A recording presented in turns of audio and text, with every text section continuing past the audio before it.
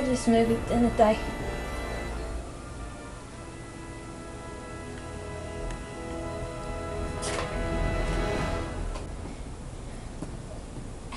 How do you know people will listen to them? Because they're critics, sir. Like me. Why do they hate this? It's the popular opinion, sir. It's all they know. Well, how many are there? 47 critic reviews on Rotten Tomatoes. All rotten.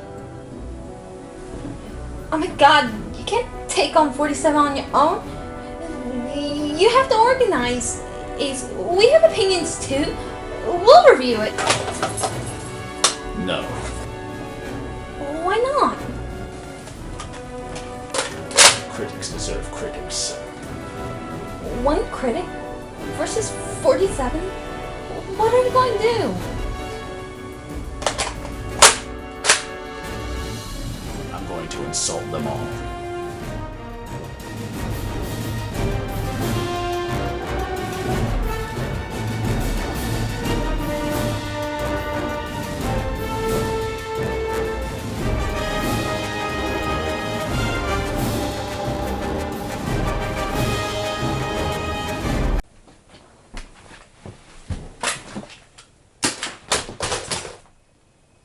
Hello, World Wide Web. I'm Dr. Shado, the internet personality with the best hair. Let me give you my personal history with today's movie. A few years ago, I was watching TV late at night when a movie came on. Missing the title when it played, I managed to see the rest of the film in its entirety, and it amazed me. A fan of science fiction and action, this film spoke to my heart on so many levels it pained me to not know what its title was. And it was a movie I did not recognize at all. A couple years on, and I was online reading a worst movies of all time list, and while I saw many mentions of films I detest, I was unprepared for what awaited me at number 1. The movie that had enthralled me from beginning to end, Soldier, starring Kurt Russel. I couldn't believe it, but to make matters worse, the paragraph they gave to explain why they chose it for the worst movie of all time simply said, "This requires no explanation." Like hell it requires no explanation. I loved that movie. What was wrong with it? And you won't even say why you listed it as the absolute worst movie of all time? But maybe I was wrong. I did only see it once, and I could be glorifying it in my memories. After all, with a $75 million budget, the movie only grossed $15 million worldwide. Maybe it really was terrible. But I won't let a critic's opinion cloud my own. I have acquired the movie for myself to review. So let's take a look at the worst movie ever made. So starting off in 1996, we get our first look at the gun-toting, testosterone-fueled action star of this movie.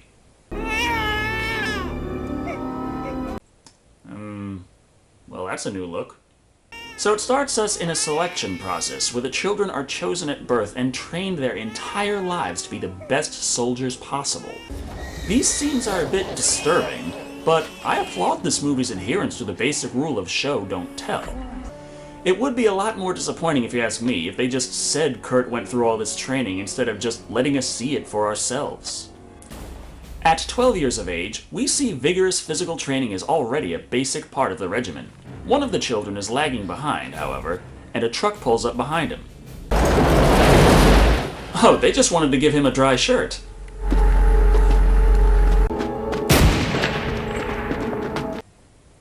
Does every movie I watch have to have children being killed in it? Fast forward 4 years later, and we see munitions training.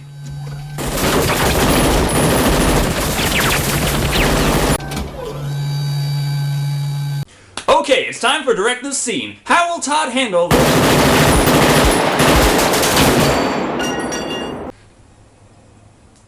Oh, that's how. Passing their training, the soldiers are branded and put into active duty.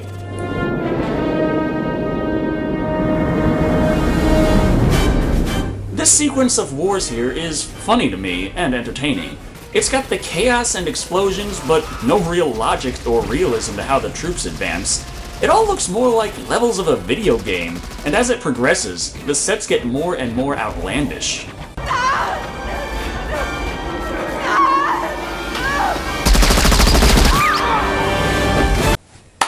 our hero, ladies and gentlemen. Then we cut to the soldiers' current status, between wars. Why exactly are they all just sitting perfectly still? Are they on a timeout? If I was in charge of a unit of hyper-trained super soldiers, I'd think that in between wars, it'd make a lot more sense to keep the troops drilled to keep their skills sharp. But I digress. Well, Captain Church is told Colonel Meachem is bringing in new soldiers, and Gary Busey? Not quite as skinny as he was in Predator 2, but it has been 8 years, so considering the Predator killed him twice in that movie, I think he looks pretty good. So the new soldiers are about to be introduced, but I can already tell this is going to end badly. Why? Because they didn't bother to clean the corpses off this set before they started filming. Hooray for continuity! So Colonel Meachem walks in, played by Jason Isaacs. Do you think his character design might have been slightly influenced by... who was it? Was soll das heißen? Sie können Fegelein nicht finden. Dann suchen Sie ihn hin! Well, it can't seem to come to mind right now, so let's just call him Dolphy. Sofort! Busey and crew are looking over the soldiers, and Dolphy is rather proud of the work that's been put into them. Combination. They're practically manufactured using DNA profiles. And some manipulation.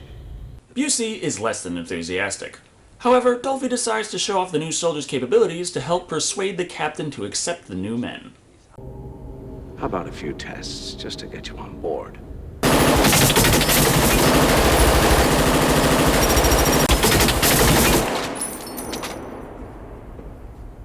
99%. That's very good. 99%? How is that even possible? He fired off one clip. And although it's very hard for me to tell exactly what kind of gun that is, most assault rifles have 20-round magazines. That would mean that one bullet off would drop you from 100 to 95% accuracy.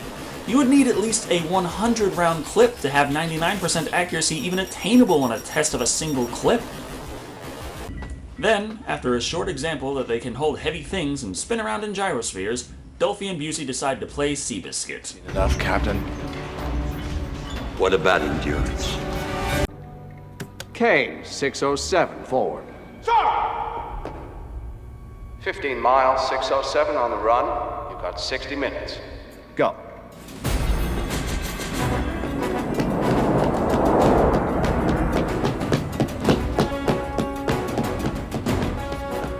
My man left exactly 20 minutes after yours.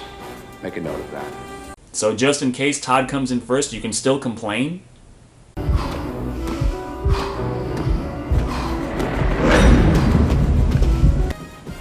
Kane easily overtakes Todd and is waiting at the finish line long before Todd arrives.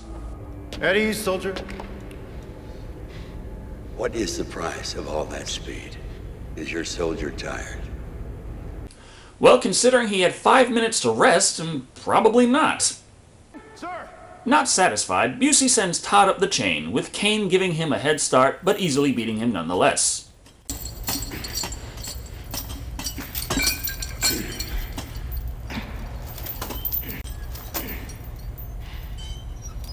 Gary, I'm beginning to see a pattern here. Listen, it's probably best you just concede to Dolphy and let this all... What if they fought? Damn it, Gary, you're not going to be satisfied until somebody loses an eye!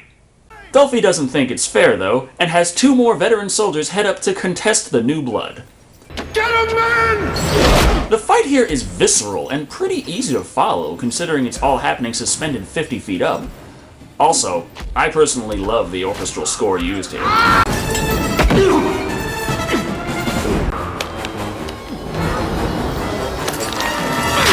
There! Happy now, Gary? So, despite fighting literally tooth and nail, Todd falls along with the other 2 veterans.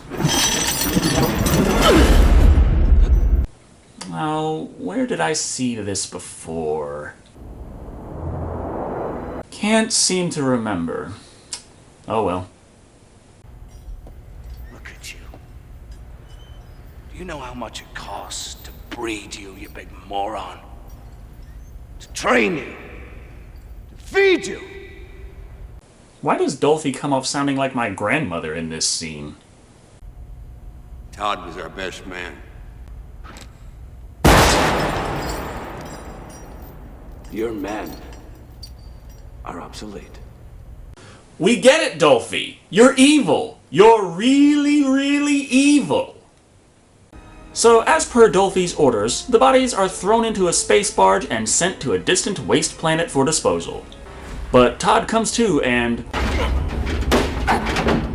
The hell was that? They played it in half speed? Why? Did they decide after the fact that he shouldn't get up quite as quickly? Well, do your directing when the movie's still being filmed, not in the editing room! Reaching the designated dump site, the barge opens up and Todd is unceremoniously dumped onto the planet.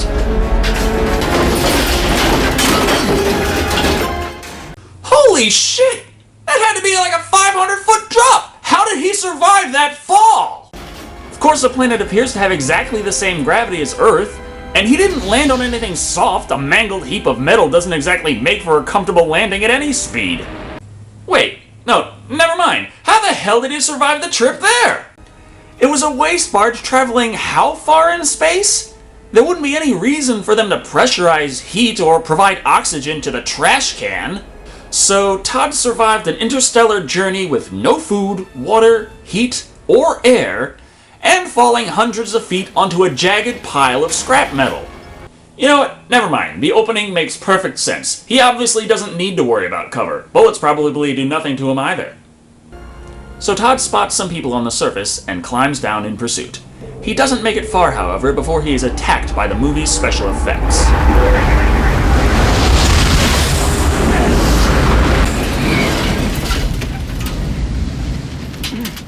Continuing on, he eventually reaches a small village. The scare terminator doesn't work on him, and he tries to keep out of sight from the villagers.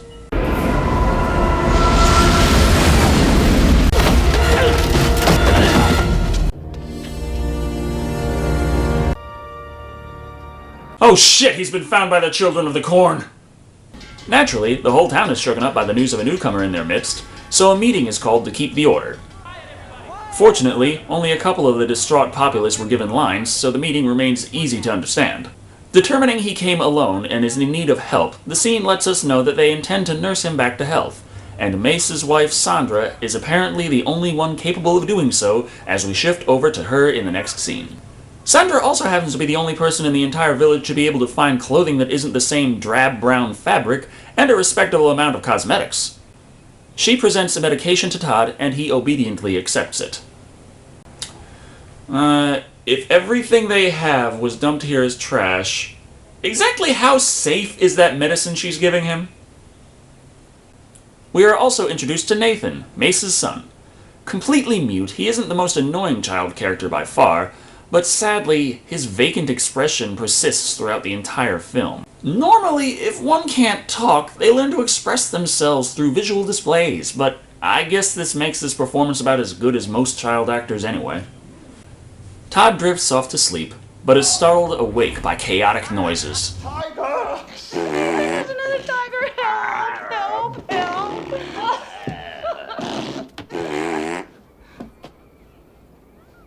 What the hell are you doing? As Kurt Russell has no lines here, it's up to interpretation whether he was angry, confused, or possibly just wanted to join in.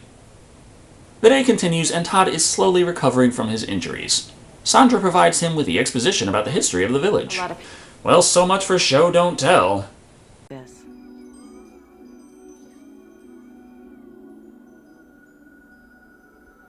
Or maybe the director thought there were a couple more important things to show in this scene.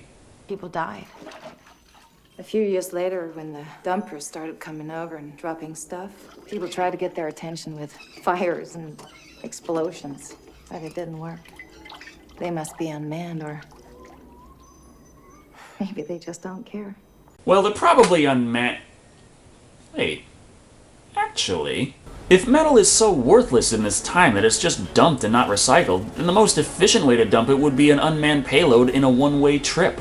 The fact that they turn around and return from whence they came, well, that does explain the oxygen in the ship to some level as well. Okay. The truth, Sandra, is that nobody gives a fuck about you. Suddenly, we're back with Busey and Dolphy as they plan a routine mission to set up monitoring stations. Dolphy is anxious to see the new soldiers in action, though, so decides to come with and declare any unauthorized settlement as hostile. But say we do encounter activity. Miners, refugees of some sort. Well, we won't. If we do, they will be officially classifiable as hostiles. Just by being there. We don't want paperwork, Captain, and we certainly don't want passengers. Understood? Yes, we get it. You're evil. We know. Back with Todd and Sandra, and she teaches him today's lessons. Whack the snake! Apparently, Nathan has been bitten before, and that is why he is mute. Well, I hope her next bit of exposition explains why he's always staring off into his space blankly, because I'd really like to know. But we've got more important things to deal with, as Jimmy is strapped in to collect the useless trash positioned right beside the massive Wheel of Death. I can't imagine what could go wrong with this plan. The wind kicks up right on cue, and Jimmy's rags get caught in the salvage as he tries to get away. He struggles, but can't make it to the wire before the wind is too strong to push through. The wheel of quick and messy death is going full force, and Jimmy is just out of reach. Now, if the wind is strong enough to pick up a hefty guy like him clean off the ground, how is it everyone else is still firmly planted? The wire doesn't look quite that strong. Everyone's combined efforts can't pull him back, but Jimmy is saved in the nick of time when Todd reels him in.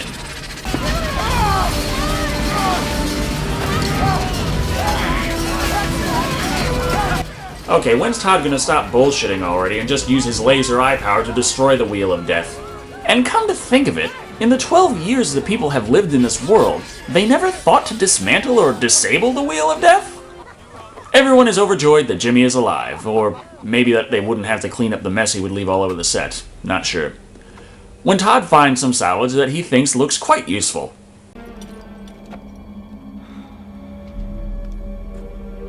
Gun, please.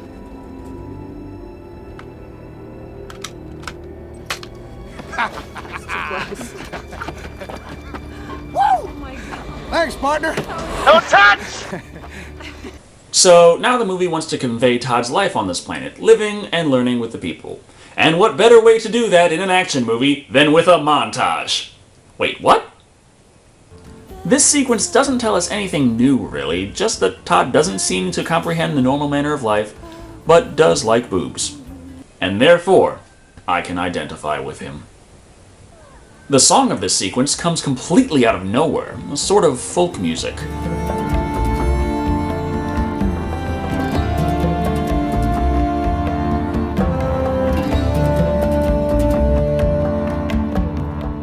Now, that may convey the small community and camaraderie of the people, but this is a montage. It's supposed to have something like Pat Benatar, damn it.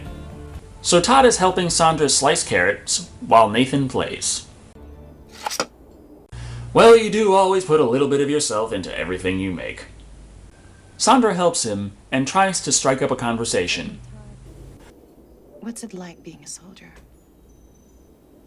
What do you think about? You must think about something. Based on the montage, he's been mostly thinking about your breasts. You must feel something.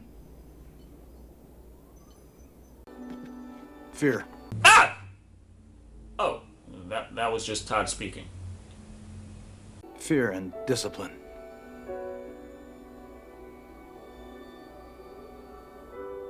Now?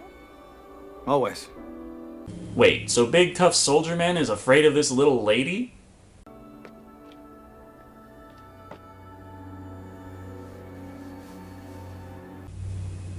Yes. Yes, he is. Ah! So we abruptly jump into the next scene, where apparently it's Christmas on Trash World and everyone is celebrating.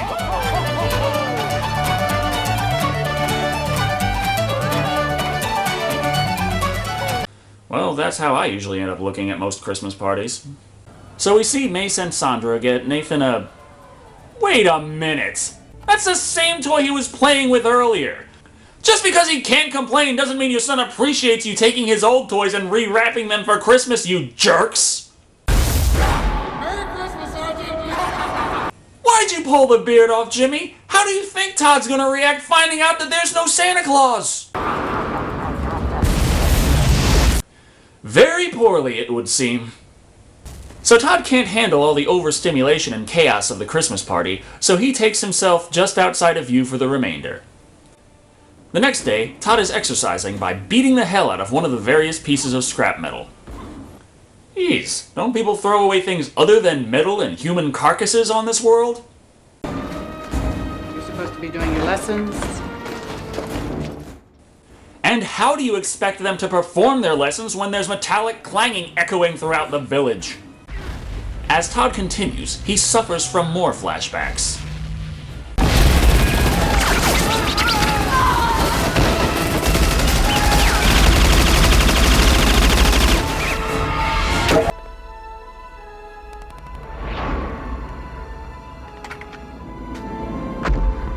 Wait, he just saved her, right?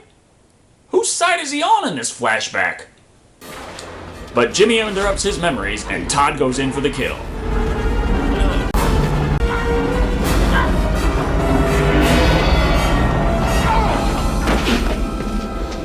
Damn, so close.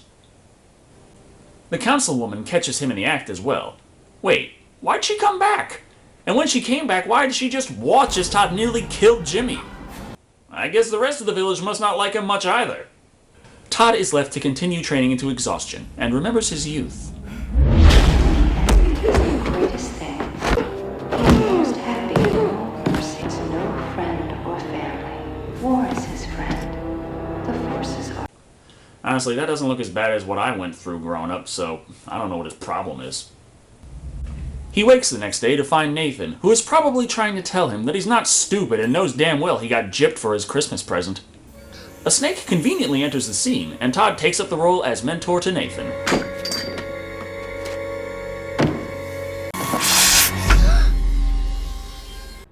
Nathan doesn't get what Todd's trying to tell him, so the lesson continues until... Mace doesn't get what Todd's trying to accomplish either, and a town meeting is called, where a vote is cast. But we have agreed that to try to include you would pose an intolerable risk to the community itself. So they collectively tell Todd that the town of peaceful, loving, humane people would rather he leave so that he may starve to death elsewhere. Nice guys, these townspeople. So Todd exits and poses for his epic goodbye speech. Which doesn't exist, so he continues. Sitting alone in the pipe, he weeps, and seems very confused about the event. The fuck is this? Later on, and a snake is coming up to Mace and Sandra in bed. Mace should be happy at this point that Todd taught him specifically which serpent to smash the fuck out of with a boot. Mace heads out immediately to bring Todd back to the village. We all voted. And the thing with Nathan was just one part, right? I mean, he tried to kill Jimmy, and that hasn't been resolved yet, has it? We voted wrong. Okay, I guess the rest of the village really does agree that Jimmy had it coming. So Mace finds Todd and asks him to return. We were wrong. But just then, a ship is seen flying overhead. Mace is excited, but Todd alerts him to stay cautious. Stay with me, sir. And wouldn't you know it, it's Dolphy and company, with super soldiers in tow performing their security sweep of this planet. Trying to run back to the village, the pair come under fire and Mace gets his leg blown off. Todd drags him to safety and tries to dress his wounds. It's no good. I've lost too much blood. Oh, God. Please. Oh, Nathan. And remember, my wife's available now. That's convenient, isn't it? Yeah. She's got some nice tits, don't she?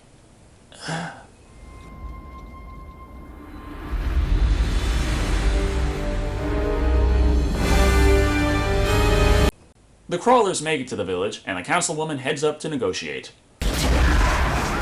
Well, that went about as well as expected. While this is going on, the heads take the opportunity to get the veterans to do some manual labor. Riley? We be issued weapons, sir. No, Riley. Only soldiers get weapons. Geez, want to rub it in a little more? Yes, sir. You don't even have to salute anymore, Riley. You do realize that they were trained from birth to think of this as their only reason for existing, right? Bitch. So a three-man squad enters and begins killing off the civilians. But before we know it, Todd drops in like Batman to save the day. The combat is cinematic and has no basis on actual military strategy or tension, but instead gives us over-the-top situations and improbable deaths. And personally, I like that. Dolphy is taken aback by how fast the new soldiers were killed and doesn't know what to do. Gary gives him some advice on strategy, though. Withdraw your men. Load them up with heavy artillery. Then when night falls, they go back in and they pound that place with mortars, rockets, and cannons. Everything we got. From a safe distance. It ain't fancy, but it will sure take care of your hostile military force. Wait, so he's not the good guy? Damn, there goes my archetypal cliché jokes. Todd is preparing for the coming encounter, and Sandra actually gets a few words out of him. I'm going to kill them all, sir. Then... What the? That fire wasn't there before! What, did he go around and convince the villagers to set one of the rooms ablaze for the sole purpose of him having a good-looking exit? The crawlers head toward the settlement, but Todd awaits them on the field of battle. This sequence is a lot of fun to watch. It's a bit more on the realistic side compared to all the other action sequences in this movie, but the direction and atmosphere are done phenomenally well. Todd whittles down the opposing forces a little at a time, using his knowledge of how soldiers in this movie are expected to react to situations and his own experience and skill. Though there are some things that are hard to understand, like how are the grave spikes only broke off from the wind just now after 12 years, and that there are still instances of post-production direction with clips playing in slow motion that were not recorded in slow motion that really stick out. But, in my opinion, that's not nearly enough to ruin it. After annihilating the enemy forces, Dolphy and company are panicking. Dolphy decides their best course is to set a planet-destroying bomb and just leave. Which, considering the fact that this is a landfill planet, is probably what they should have done from the start. Todd begins leading the surviving villagers to safety, but finds out when he went about killing all of the enemy soldiers, he missed a spot. Go back.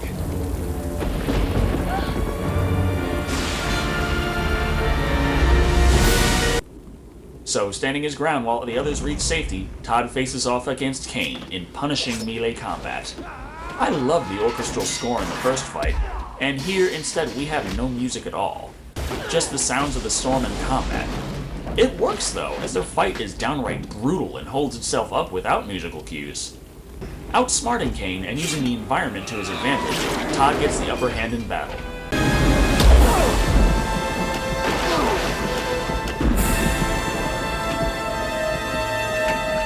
Okay, now time for the classic one-liner before the kill.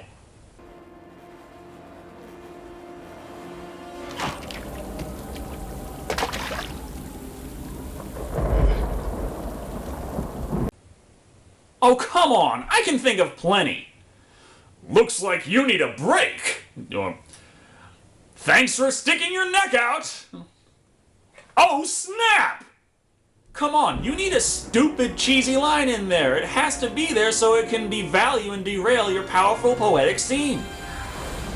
So, we cut to the veteran setting up the planet killer, and... What the hell? This is the planet killer? It looks like a soccer ball attached to the underside of a tripod. Soccer kills a planet? You know what? Anyone who knows anything about soccer will probably agree with me that this looks like a much more terrifying and believable planet-destroying weapon.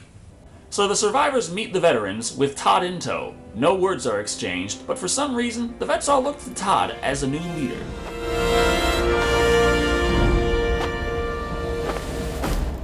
So inside, Dolphy is calling to take off, but Busey wants to give the vets a chance to reboard before taking off. Fuck him. Let's just go. We get it, Dolphy. You're evil. You don't have to keep reminding us.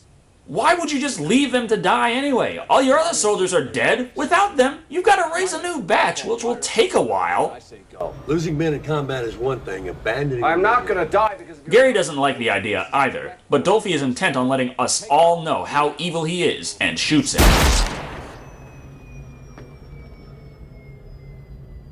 Oh no, he shot the good guy! The bad guy. What was Gary again? So Dolphy and the other two prepare to take off. However, they are interrupted as the soldiers drag them out to meet up with our special guest.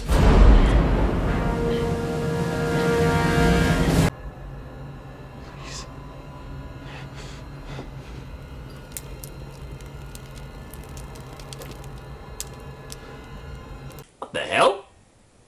Okay, he peed himself. But how did it make it all the way down his leg into the floor? Liquid has a tendency to soak into fabric. What, was he wearing rubber long johns under that? Sounds kinky, but I guess I wouldn't put it past Dolphy. So Todd chucks Dolphy and company onto the planet, and the veterans take the ship along with the survivors off the world and into space. Dolphy tries to disarm the bomb, but... Oh, hurry, hurry.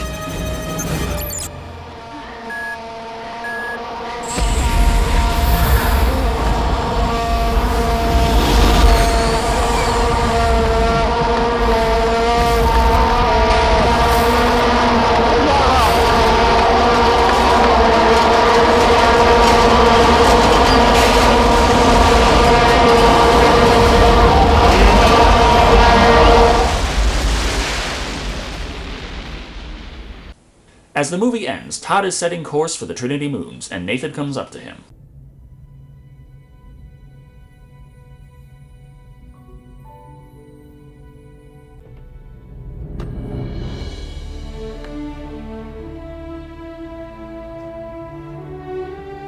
Yeah, I couldn't figure out what Nathan wanted there either.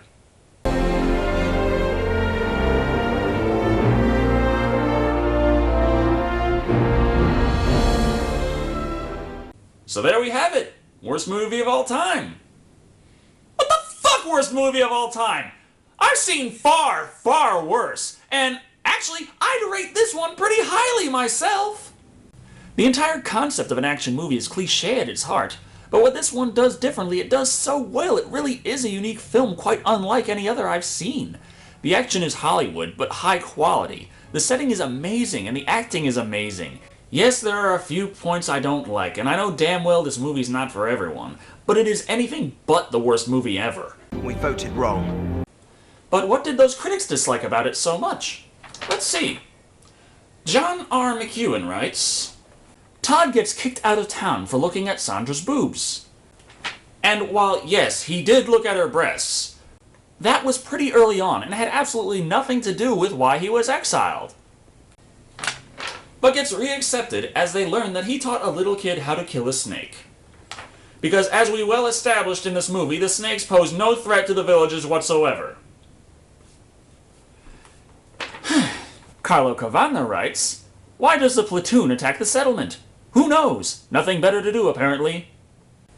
You know what? I would suggest that any critic criticizing this movie actually pay attention to the movie they're criticizing. It is well established that Meachem, wanted to test their new breed out, and anyone living there was unclassified, so therefore trespassing. I could go on, but I'd rather avoid going through this entire movie scene by scene 50 times over to point out how flawed a great many of these reviews are. Soldier is a ride from start to finish that grips you emotionally. If you can understand body language, you have no problem getting inside Todd's head and seeing what he feels. You are given plenty of reason to care about these characters in the village before the action really kicks in, and it does not disappoint. What flaws exist are very minor in my opinion, but some could have easily been avoided, like certain continuity errors. Overall, I'd give Soldier 4 rocket launchers out of 5. An excellent film that I highly recommend.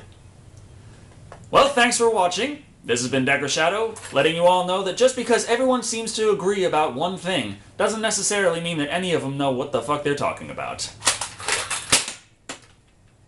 See you next week.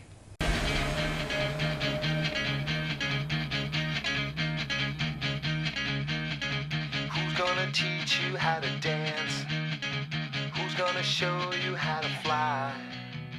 Who's gonna call you on the lame dope smoking slacking little sucker you are?